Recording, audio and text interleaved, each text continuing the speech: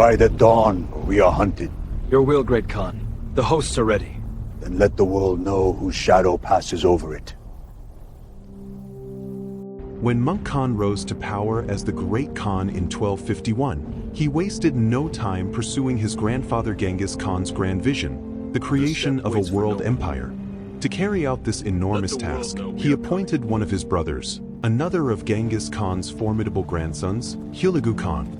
It took Hulagu 5 long years to raise and prepare an army worthy of this mission. Once assembled, the Mongol war machine began its march westward from its base in Persia, aiming to subdue every nation that stood in its path.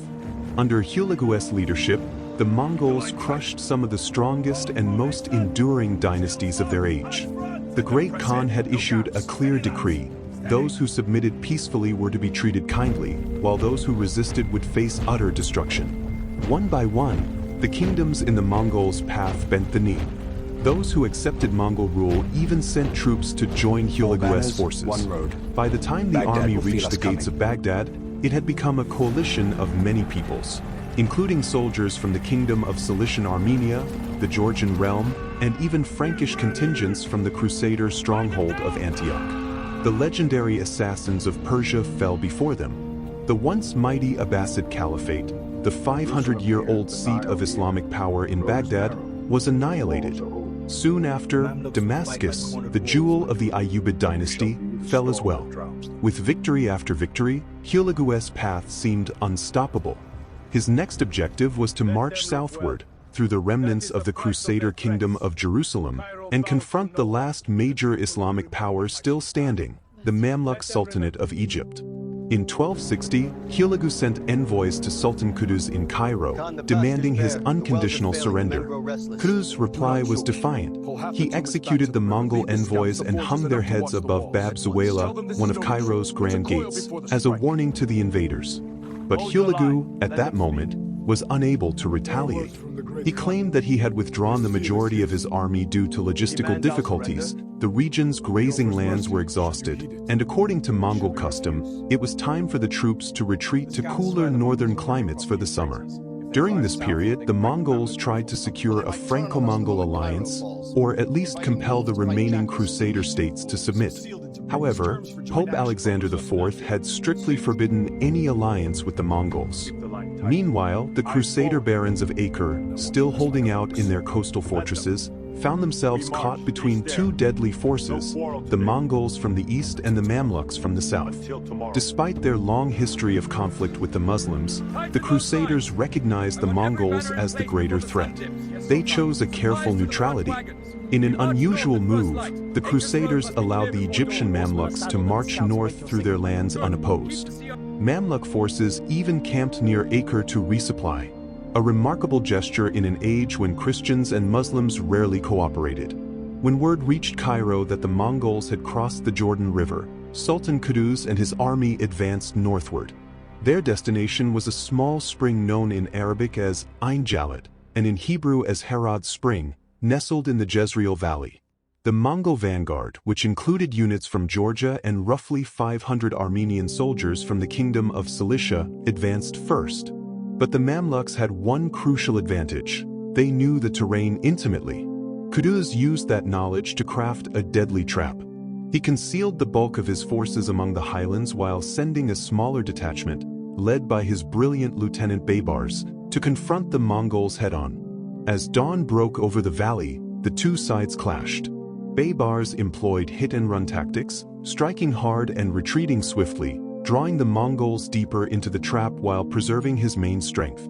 For hours, fierce skirmishes erupted, arrows darkened the sky, and the thunder of hooves shook the valley floor. At last, Baybars executed the final phase of his plan, a feigned retreat. Having once lived in this very region as a fugitive, Baybars knew every ridge and hidden path. He lured the Mongols, under their commander Kitbuqa, into the narrow mountain passes, exactly where Qutuz's hidden army waited. When the Mongols thundered into the highlands, Baybars and his men suddenly broke formation and vanished between the ridges. At that very moment, the hills around them came alive. From behind the rocky slopes and olive-covered hillsides, thousands of Mamluk archers emerged, unleashing a rain of arrows that darkened the sky. The Mongols were caught completely off guard. Kitbuqa, the veteran general leading the invasion, realized too late that he had been deceived. The Mamluk army surged down upon them from every direction, horsemen shouting war cries, drums echoing through the valley, and blades flashing in the sun. The Mongols, true to their fearsome reputation, fought with unmatched ferocity. They attempted to break through the tightening ring, slashing their way forward with deadly precision. 4 hours, the battlefield was chaos, the clash of steel, the shrieks of warhorses, and the cries of men locked in desperate combat. From a distance, Sultan Qutuz watched the battle unfold with his private guard. When he saw his left flank wavering under the Mongols' relentless charge, he knew the moment had come. Spurring his horse forward, Qutuz threw off his helmet, raised his sword high, and shouted 3 times, "O Islam, grant victory to your servant, Qutuz, against these Mongols." His cry rang out across the valley, rallying his soldiers' courage. The Mamluk lines steadied and pushed forward once more. Step by step, they began to drive the Mongols back. Kitbuqa's men fought to the last breath, but their formation was collapsing. By midday, the Mongol army was surrounded. Hemmed in on all sides, they could neither advance nor retreat. Still, Kitbuqa refused to yield. According to later accounts, when offered a chance to surrender, he proudly declared that a Mongol never bowed before his enemies. His defiance became legendary, but it also sealed his fate. The Mongols made one final attempt to break free, charging toward the Mamluk left wing. For a moment, it seemed they might succeed. Qutuz, seeing the danger, personally led a counterattack. His cavalry smashed into the Mongol flank, driving them back toward the center of the battlefield. The Mongol line crumbled. Soon after, Kitbuqa fell in battle, and with his death, Mongol resistance disintegrated. Those who survived fled east toward the Jordan River, pursued relentlessly by Qutuz's men. By the day's end, nearly the entire Mongol contingent in the region had been wiped out. The Mamluks, though bloodied and exhausted, had achieved the impossible. They had defeated the invincible. The Battle of Ain Jalut marked a turning point in world history. For the first time, the Mongol war machine, which had swept across Asia, Persia, and the Middle East like an unstoppable storm, had been stopped. The myth of Mongol invincibility was shattered. Yet the cost was high. The Mamluks suffered heavy losses, and the valley of Ain Jalut was strewn with the fallen from both sides. Still, the victory resounded across the Islamic world. From Cairo to Damascus, people celebrated Qutuz and Baybars as saviors of their civilization. But history did not end there. Despite this crushing defeat, the Mongols were far from finished. 2 years later, in 1262, Hulagu returned to Syria, burning for revenge over Kitbuqa's death and the humiliation at Ain Jalut. However, fate intervened in the most unexpected way. To the north, Berk Khan, ruler of the Golden Horde and a fellow descendant of Genghis Khan, had recently converted to Islam. Outraged by Hulagu's destruction of Baghdad, one of Islam's holiest cities, Berk turned against his own kin. He launched a campaign against Hulagu's forces, igniting the first open war between Mongol factions. This civil conflict weakened Hulagu's Ilkhanate, drawing his attention away from Egypt and Syria. Though he continued to wage smaller campaigns against the Mamluks, he never regained the power he once held. Over the decades that followed, the Mongols launched several more invasions, in 1281, 1300 and 1312, but none succeeded in breaking Mamluk control. The closest they came to victory was in 1300, when they briefly occupied parts of Syria.